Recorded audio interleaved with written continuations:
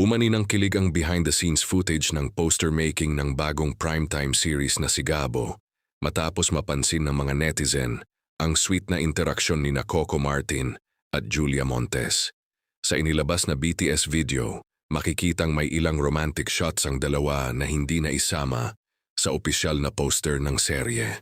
Ayon sa mga nakapanood, kapansin-pansin ang natural na chemistry ng real-life couple habang ginagawa ang pictorial. May mga eksenang tila maghahalikan ng dalawa at may mga pagkakataong sobrang lapit nila sa isa't isa, dahilan para kiligin ang kanilang mga taga-suporta. Dahil dito, marami ang nagbiro sa social media na parang hindi napigilan ni Coco ang kanyang lambing kay Julia sa harap ng kamera.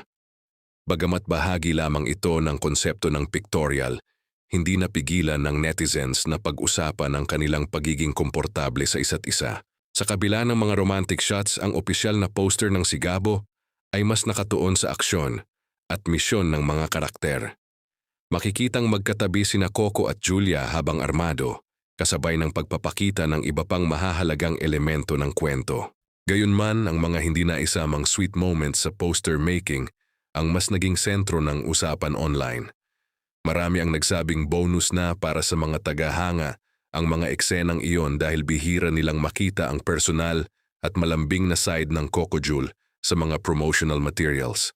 Samantala, lalo pang tumataas ang excitement ng publiko para sa Sigabo, na maghahandog ng kombinasyon ng aksyon, komedya at romansa. Sa mga pasilip pa lamang, mukhang hindi lamang matitinding eksena ang aabangan, kundi maging ang tambalang Coco at Julia na muling magpapakilig sa primetime.